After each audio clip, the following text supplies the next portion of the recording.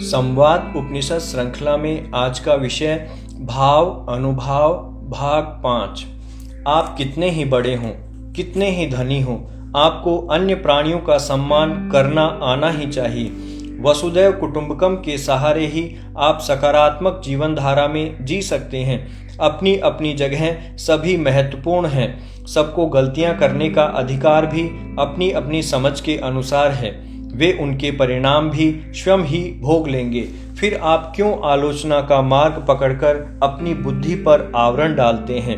उसका कुछ बिगड़े या नहीं, किंतु आपका सुख तो चला गया। आप अपने सुख का ध्यान रखें, उसकी वह जाने।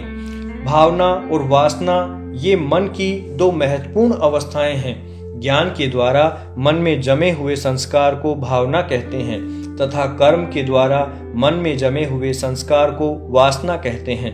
वासना को रोकने का विधान है, जबकि भावना को बढ़ाने का विधान है।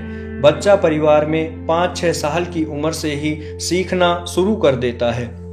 अनुभव तो उसे पहले ही होने लग जाते हैं। वह उनको अलग ढंग से अभिव्यक्त करता है। उसका आसपास का वातावरण सीमित ही होता है और विषय भी।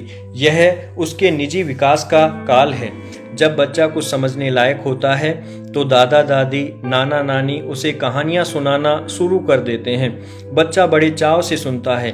इन कहानियों का आधार लालित्य और माधुर्य होता है। जिस भावनात्मक वातावरण और स्नेह के साथ ये कहानियां कही जाती हैं, यही इनका महत्वपूर्ण पहलू है। किंतु आज इसको ही सबसे कम महत्व दिया जाता है, जबकि बच्चों में भावनात्मक विकास का आधार इसी उपक्रम से तैयार किया जा सकता है और वह भी इसी कच्ची उम्र में।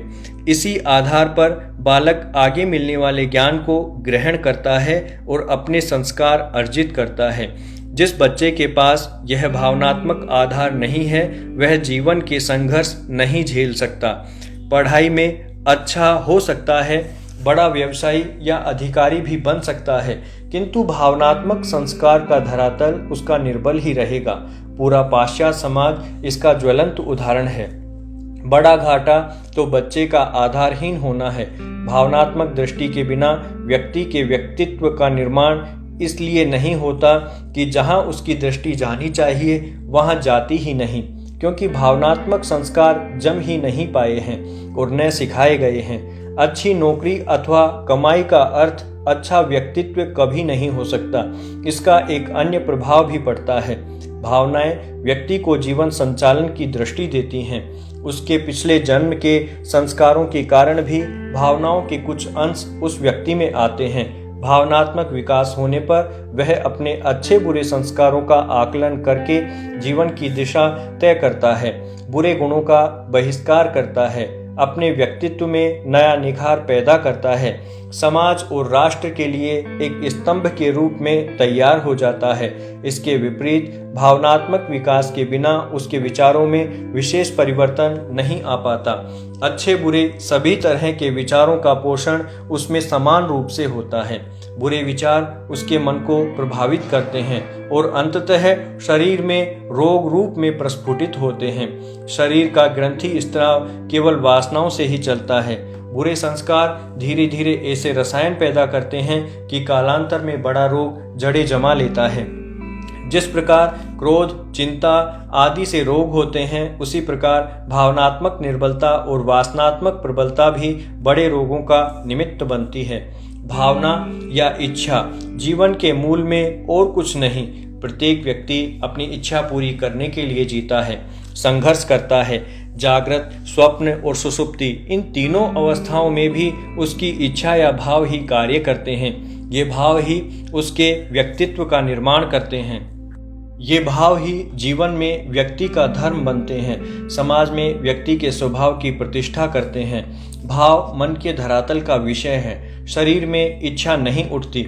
इच्छा के पूर्ण होने का आनंद अथवा अपूर्ण रहने का दुख भी शरीर को नहीं होता।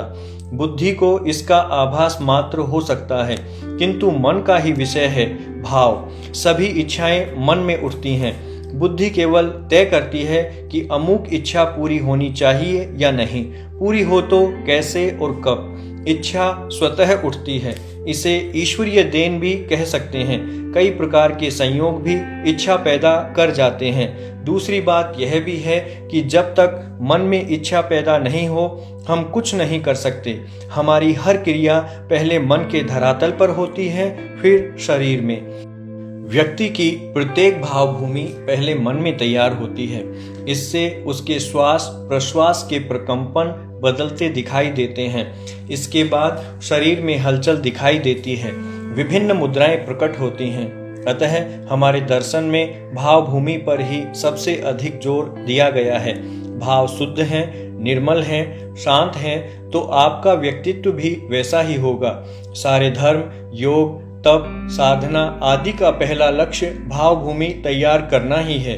भाव जीवन की संजीवनी है। स्वस्थ वातावरण और स्वस्थ चिंतन से अच्छे भाव पैदा होते हैं। अच्छे भाव बनाए रखने का अर्थ है कि पूरा जीवन संयम और साधना में ही गुजरे।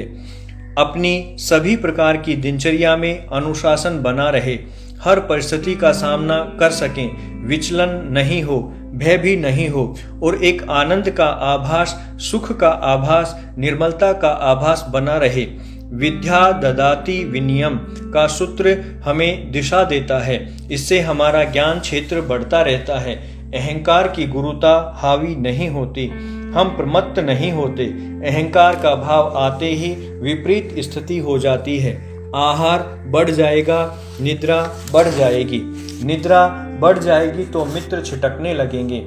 गुरुता का भार बढ़ता जाएगा, व्यक्ति नीचे गिरता जाएगा, चेतना अधोमुखी हो जाएगी। विनयशीलता से व्यक्ति ऊर्ध्व रेता होता है, उसकी शक्तियों का विकास होता रहता है। यह सब भाव प्रक्रिया के संचालन से ही संभव है। व्यक्ति के भाव ही व्यक्ति को सुर अथवा असुर बनाते हैं। भाव से ही वह राग द्वेष जैसी वृत्तियों से जुड़ता है। भाव ही तय करते हैं कि उसे आत्म साधना की ओर बढ़ना चाहिए अथवा शक्ति, ऊर्जा और शरीर की ओर, या फिर बाह्य जगत की कृतियों की ओर। व्यक्ति बीच में खड़ा होकर तय करता है कि किधर जाना है।